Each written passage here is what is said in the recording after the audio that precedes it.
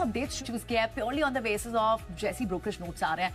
Morgan Stanley की last week return note आया था और अब लेटेस्ट नोट एक गोल्डमैन सैक्स का भी आया है और उनका क्लियर कहना है इसमें आपको एक ये फंडामेंटल पिक है, इसलिए खरीदारी के लिए थोड़ा समय रुककर रखना होगा, पेशेंस रखना होगा आपको। 4 से 6 महीना टारगेट रहेगा 1617 का, लेकिन 1480 का स्टॉप लॉस। यहाँ के इस स्पेस में काफी अच्छी पॉजिटिविटी दिख रही है। अगर शेयर प्राइस देखे तो वैसे तो 1540 के आसपास ट्रेड कर रहा है, लेकिन जो ये 1450 से 1470 का लेवल है, ये 20 पॉइंट्स का, वहां पे काफी स्ट्रॉन्ग सपोर्ट बेस बना हुआ है। इनफैक्ट अगर हम पिछले कुछ महीने का अगर हम मूव देखें तो इस लेवल से 4 बार बाउंस कर चुका है और मूव देखें तो 15 से 25% का मूव दे चुका है। तो ये जो लेवल है काफी अच्छा अट्रैक्टिव नजर आता है, वहां से काफी अच्छे बाउंस हुए, उसके ही थोड़ा ऊपर ट्रेड करता हुआ नजर आ रहा है। तो यहाँ पे एक अच्छी खरीदारी करके चल सकते हैं। ओवरऑल अगर यहाँ पे चार्ट स्ट्रक्चर देखें तो वैसे तो 6 महीने से थोड़ा साइडवेज में ही फंसा हुआ है, लेकिन इस सपोर्ट बेस के चलते यहाँ पे एक अच्छा ट्रेड बनाया जा सकता है। मैक्सिमम यहाँ पे 25% तक का है, अप मूव बनता हुआ नजर आ सकता है। तो यहाँ पे आप इसे खरीद के चल सकते हैं। स्टॉप लॉस जो है सपोर्ट बेस के नीचे रखिए, क्योंकि सपोर्ट बेस से बार बार सपोर्ट ले रहा है, बाउंस ले रहा है, तो उसके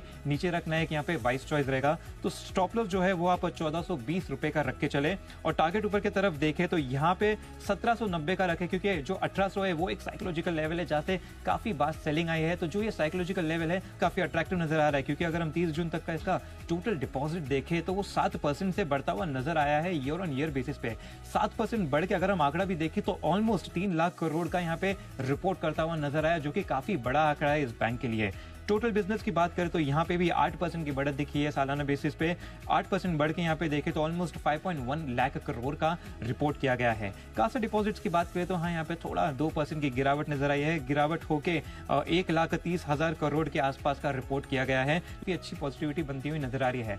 पिछले 2-3 सेशन से थोड़ी सी इसमें बिकवाली हो रही है, लेकिन अब बिजनेस अपडेट के बाद इस पे एक पॉजिटिविटी वापस कंटिन्यू होती हुई नजर आ सकती है। तो स्टॉक को आप खरीद के चल सकते हैं। टारगेट रखिए 105 रुपए का और स्टॉप लॉस 100 के नीचे का रखिए, क्योंकि 100 के आसपास अच्छी खासी बाइंग आती है। तो आप 99 का स्टॉप लॉस रख यहाँ पे चल सकते हैं।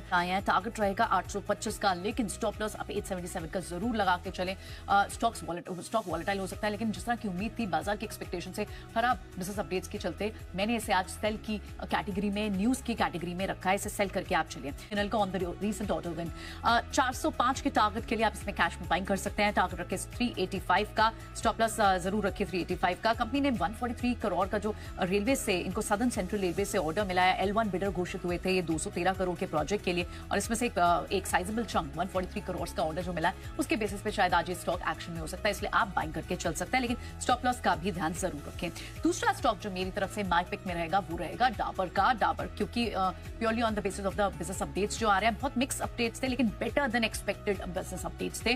कैश में बाइंग करके चल सकते हैं। टारगेट 505 का रहेगा और स्टॉप लॉस रहेगा 490 का। स्ट्रॉन्ग परफॉर्मेंसेस दिखाई है डाबर ने कई सारी कैटेगरीज में, पर्सनल केयर कैटेगरी में, और जो इनके ब्रांड्स थे मेजरली, चाहे डाबर रेड टूथपेस्ट हो, ओडोनिल हो, तो एक बेटर अपडेट्स के चलते आज शायद थोड़ा मोमेंटम में आ सकता है। पिछले हफ्ते हमने देखा कि मैरिको के भी अपडेट्स के बाद पूरे स्पेस में बस थी, मैरिको भी चला था, डाबर में भी अच्छी मूव थी। तो आप इस बेसिस पे एक बार के लिए इस पे बाइंग का नजरिया बना सकते हैं।